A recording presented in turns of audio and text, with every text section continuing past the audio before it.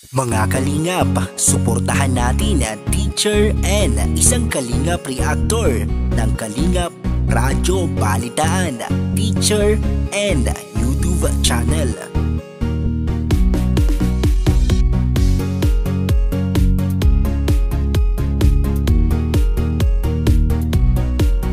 Hi everyone, mega love shoutout.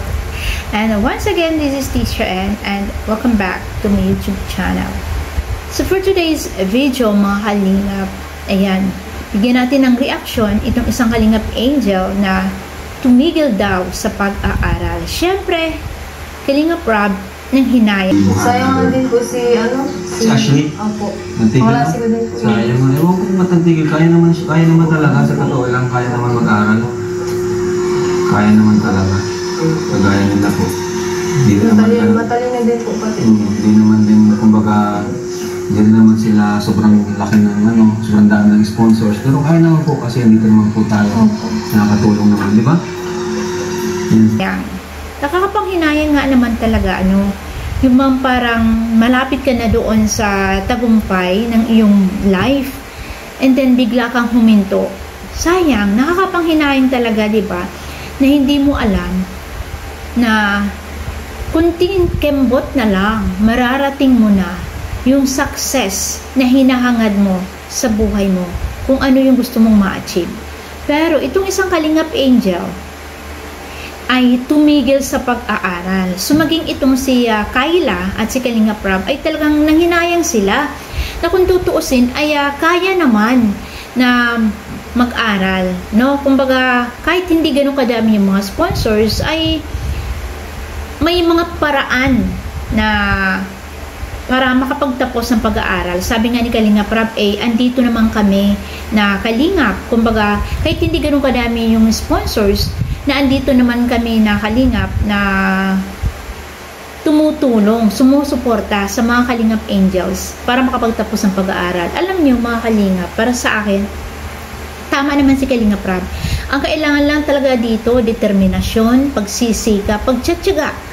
Kasi kung wala kayong tiyaga, hindi kayo nagsusumikap, at wala kayong determinasyon na makapagtapos ng pag-aaral, talagang panghihinaan kayo ng loob, lalo na at meron kayong problema in financial, kasi siguro inisip nyo saan kayo kukuha ng pantustos sa inyong pag-aaral, diba? Kung halimbawa, ang pera ay hindi sapat. Alam nyo, sa totoo lang, napakaraming mga estudyante ang talagang maabilidad, no?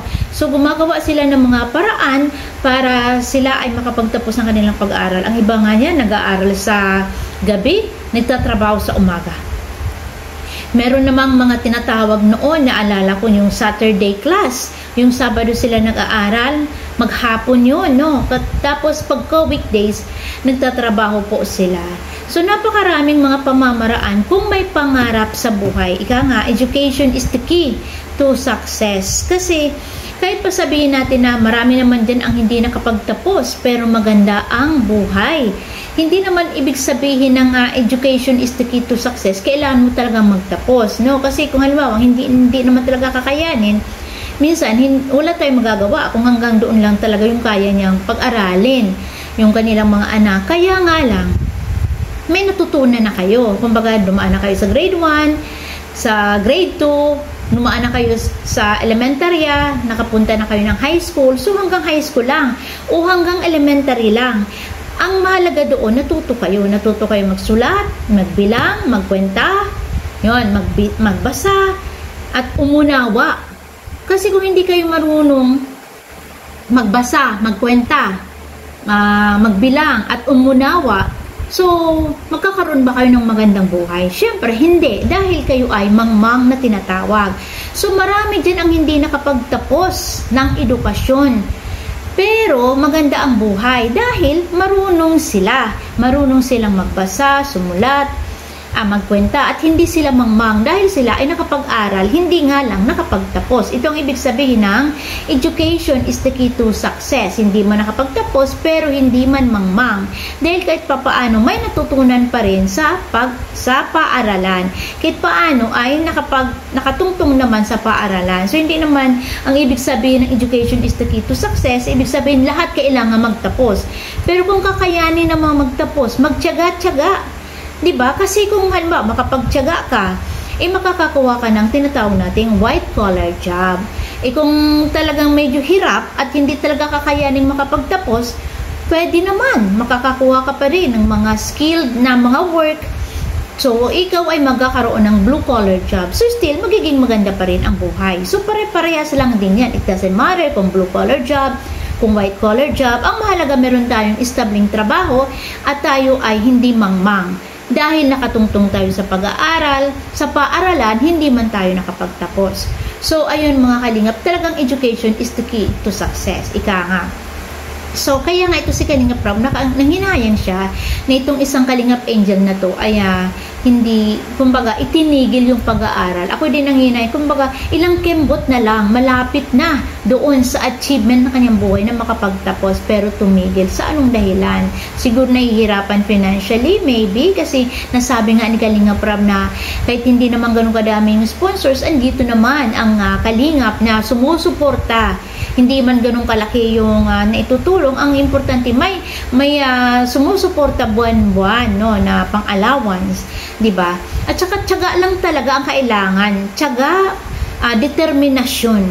Yun. At saka kung halimbawa, kung kunti lang naman ang halimbawa, kunti lang ang ating pera, kung kulang, di matuto tayong magtipid-tipid basta magtiyaga para makapagtapos ng pag-aaral. So, yun, nakakapanghinayang isang Kalingap Angels ay, yun nga, tumigil sa kanyang pag-aaral. Gayong matalino din naman daw pala ito, sabi ni Kayla. So, syempre, nanghihinayang si Kalingap Rob kay Ashley na tumigil na sa kanyang pag-aaral. So, ayun mga Kalingap, sana'y magsilbi po itong aral sa atin at inspiration, lalo na yung mga nahihirapan na nagbabalak na tumigil sa pag-aaral. Abay, wag naman. Kasi sayang po ang panahon, sayang yung mga nasimulan na ninyo. Kung nagsimula na kayong mag-aaral, sayang naman kung ititigil ninyo, idiretso nyo na para makapagtapos at makakuha ng mas maayos-ayos na trabaho. Okay guys, that's all, and this is Teacher N saying bye and God bless everyone.